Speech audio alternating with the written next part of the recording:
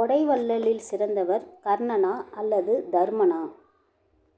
அர்ஜுனன் ஒரு நாள் கண்ணனை பார்த்து கேட்டான். என் அண்ணன் தர்மன் தர்மம் செய்வதையே தலையாய கடமையாக கொண்டுள்ளான். கேட்பவர்களுக்கு இல்லை என்று மறுத்ததே இல்லை.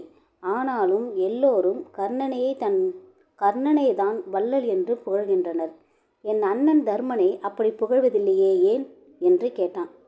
கண்ணனோ, கர்ணன்தான் யுதிஷ்டிரனை விட சிறந்த கொடை உள்ளம் கொண்டவன் என்றார்.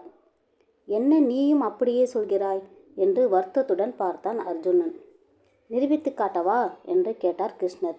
உடனே கிருஷ்ணர் அந்தணராக வேடமிட்டு கொண்டு அர்ஜுனனையும் அந்தணர் போல மாறுவேடம் பூண்டு வர சொன்னார்.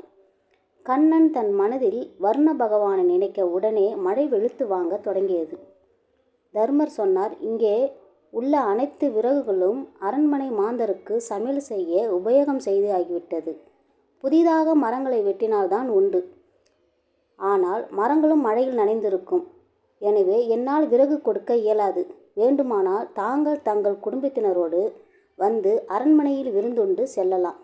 விறகுகள் இல்லை என்று தர்மர் சொல்வதை புரிந்து கொண்டு இருவரும் அரண்மனையை விட்டு வெளியேறினர்.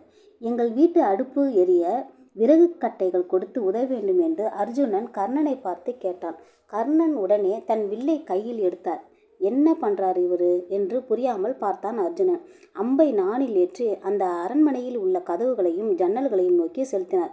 அனைத்தும் கீழே உடைந்து விழுந்தன. அவற்றை அள்ளி கொண்டு வந்து, இனி உங்கள் வீட்டு அடுப்பு எரியும் என்று கொடுத்தார். அந்த கொடைவள்ளல். அர்ஜுனன் அதிர்ச்சியும் அதே சமயம் கர்ணன் கொடைவள்ளல் என்பதையும் புரிந்து கொண்டான்.